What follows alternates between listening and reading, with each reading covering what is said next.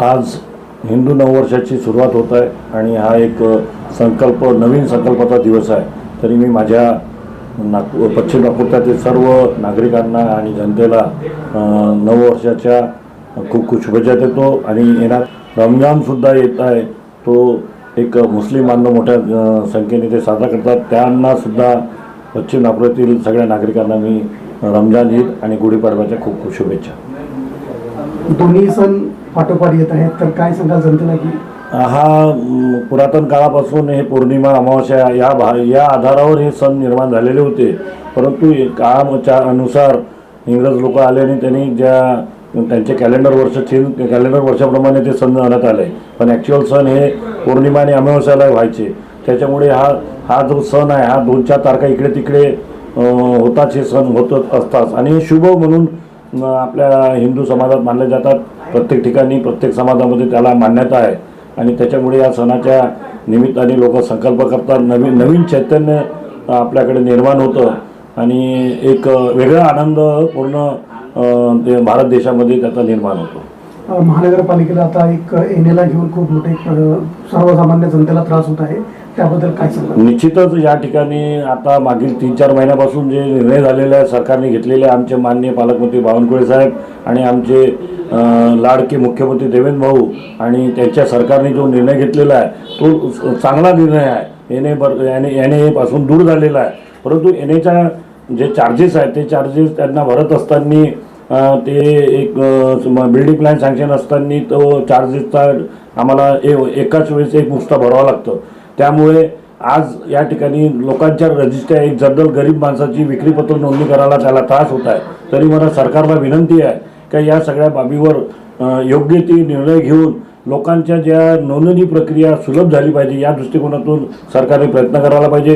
कारण का 3-4 महिन्यापासून सर्व नोंदणीचे जे थांबलेले आहेत आणि त्यांच्यासाठी लागणारे कागदपत्र हे जे अनिवार्य कागदपत्र केलेले आहे त्यांची तुटवडा पडत आहे. त्यामुळे गरीब लोकांना यांना खूप त्रास होत आहे. तरी मला सरकारला एकच विनंती आहे का याच्यावर योग्य तो ताबडतोब निर्णय घेऊन विक्रीपत्र सुलभ करण्यात यावं.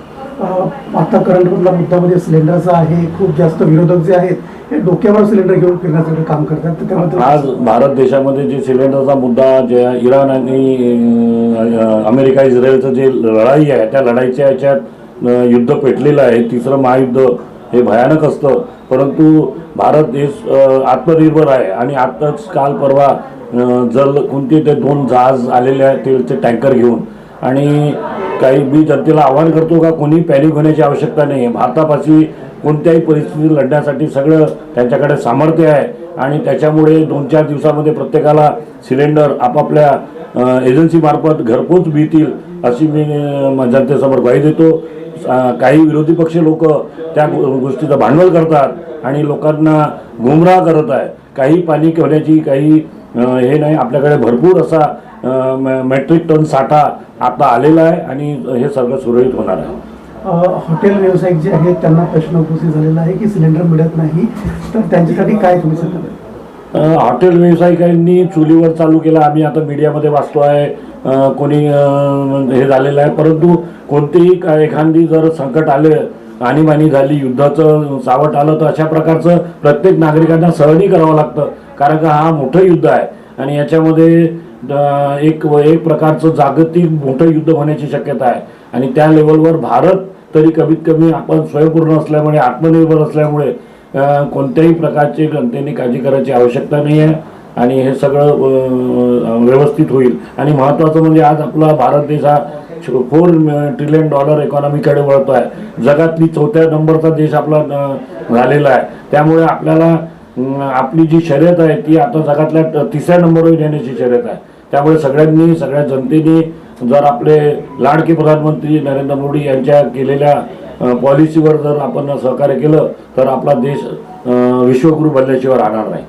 नवीन वर्षाची सुरुवात आहे, तर विशेषतः आपल्या प्रभागामध्ये काय विशेष चेंजेस आणि परिवर्तन? आमच्या प्रभागामध्ये 4ही कमळाचे फुलं निवडून आलेले आहे. म्हणजे भारतीय जनता पार्टी 4ही नगरसेवक आम्ही निवडून असल्यामुळे जनतेमध्ये खूप मोठा आशा आकांक्षा निर्माण झालेल्या आहे. आणि आम्ही 4ही नगरसेवक आमच्या प्रभागाचे 4ही नगरसेवक फुल स्विंगमध्ये काम करत आहे.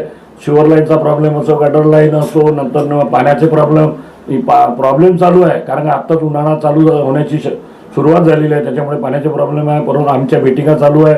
आम्ही पाणी वॉटर वर्क्स डिपार्टमेंटवाल्यांच्या मिटिंगा घेतलेल्या आहेत, सिवर गटर लाईनवाल्यांच्या मिटिंगा घेतल्या आहेत. त्याचप्रमाणे सिमेंट रोड आहे, नंतर इलेक्ट्रिकचं बिल आहे, इलेक्ट्रिकच्या संदर्भात जे मीटर्स चालू आहे त्यांचा प्रश्न आहे. सर्व प्रश्नाचं आम्ही महानगरपालिका कालच मिटिंग झाली, त्या मिटिंगमध्ये आम्ही सांगितलेलं आहे. लोकांना आम्ही पूर्णपणे त्यांना सहकार्य करून त्यांचे कामं आम्ही करत आहे.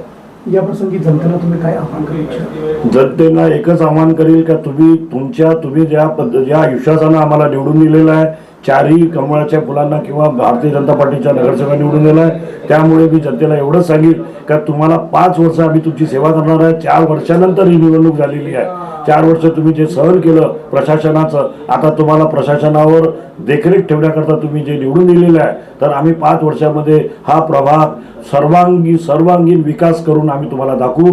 तुम्ही आम्हाला सहकार्य करा. आम्ही तुमचं एकूण एक काम केल्याशिवाय राहणार नाही. या ठिकाणी मी प्रभाग 12 तर्फे तुम्हाला ग्वाही देतो.